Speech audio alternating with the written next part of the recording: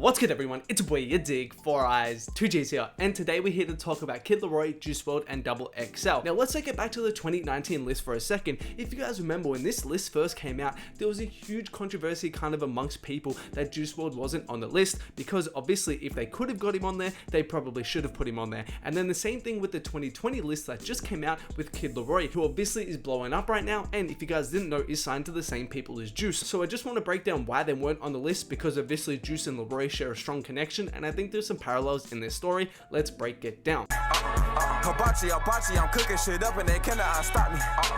Hibachi, I'm cooking shit up and they cannot stop me.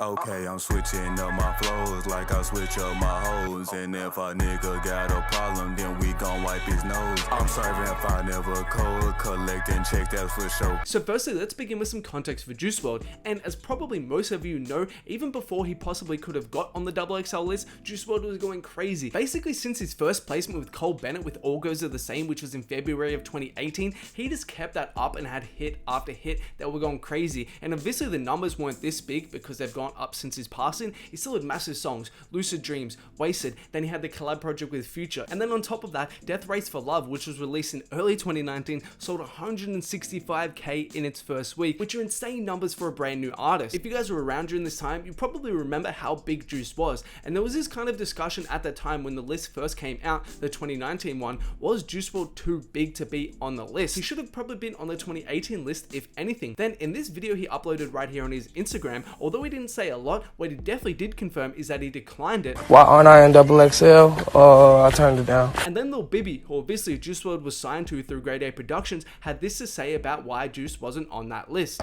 We all talked about it, we really considered it, but then it's like, you know, it's my company, my partners, Interscope. We had to talk about it, and it didn't end up happening. And although neither of these videos right here give us an actual insight into exactly why they declined it, it's pretty clear. Just take a look at this list and compare Juice WRLD, who again was selling 165k first week, to these artists at that time in their careers. He was definitely bigger than the majority of them, arguably all of them, so really what was the point of even putting him on the list? Juice WRLD, by the time this was released in June 2019, was definitely bigger than the freshman tag. As I said, if anything, he probably should have been on the 2018 list. The main point of a XXL list as an artist is to kind of give you all this exposure and this huge media moment, and to kind of help you blow up if you aren't already there. And for Juice, as I said, he was already selling 165k first week, so this probably wouldn't have helped his career much. I feel like that's pretty obvious though. But moving on, we get to Kid LAROI, and with Kid LAROI there is no 100% confirmation that he even got offered the XXL spot, if he declined it, etc, etc. So I'm going to explain both sides, A, if he did get offered, and then if he didn't get offered, why XXL maybe chose to pass on him this year.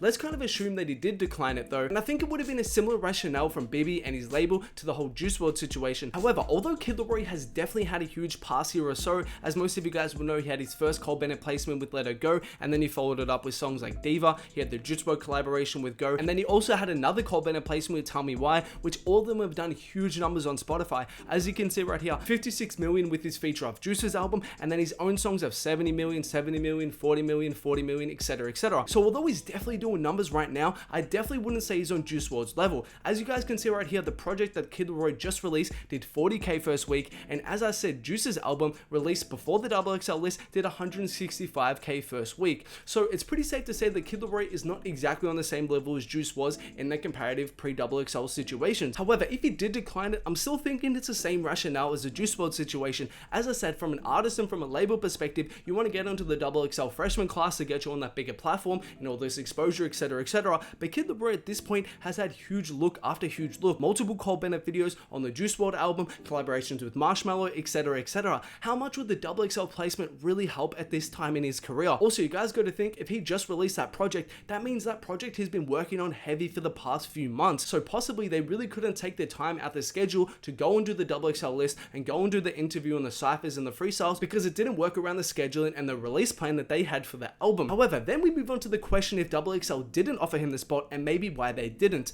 Now, my thinking here is, as most of you guys would know, XXL have to have all the artists confirmed really early because they have to sort out the photo shoots, the ciphers, the freestyles, all the scheduling for all of the artists to be on the same spot in one time. It's a huge headache. So they have to have all the artists confirmed super early, so it really gives them enough time to get everything prepared. Now, as you guys know, before this song on December 7th, although we kind of heard of Kid LAROI because he was around Juice WRLD, he was signed to Bibby, etc., it wasn't really known if he was going to be a success or not. It wasn't known if this kid from Australia was going to be embraced by people, if he was going to have this huge fan base. Was he only going to be able to have this one song and this one internet hit, but he wasn't able to have a song like Diva or a song like Go, etc. So there was kind of like a lot of question marks around Kid LAROI and how successful he would be at this time. And linking this back with what I said about XXL having to choose the artist early and plan everything, possibly at the time of XXL actually having to pick the artist, it was just uncertain if Kid LAROI was going to be this huge success or not. So if they were in that situation, XXL probably thought to themselves, hey, he's only really got one big song out at the moment. We don't know how the rest of his music is sounding, and we don't know how much of a success the rest of his music will be compared to this song right here. So it's better off just us playing it safe. Let's not put him on the list. Maybe wait until the year after when he has more music out and we can really judge how much of a success he's going to be.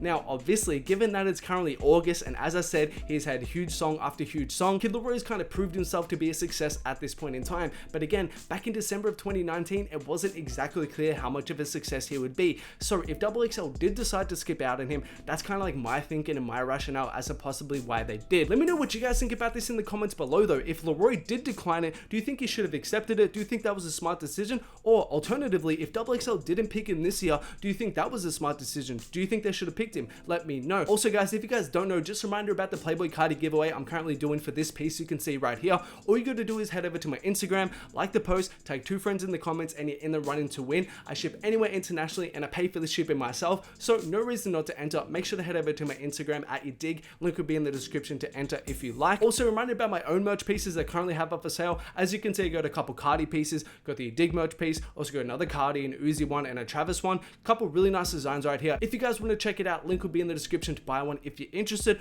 Also, thanks a lot for watching. If you guys haven't yet, make sure to like, subscribe, and comment, turn on notifications, all that good YouTube stuff. That'll be much appreciated. And there are more videos of mine on screen right now. Make sure to check them out if you haven't.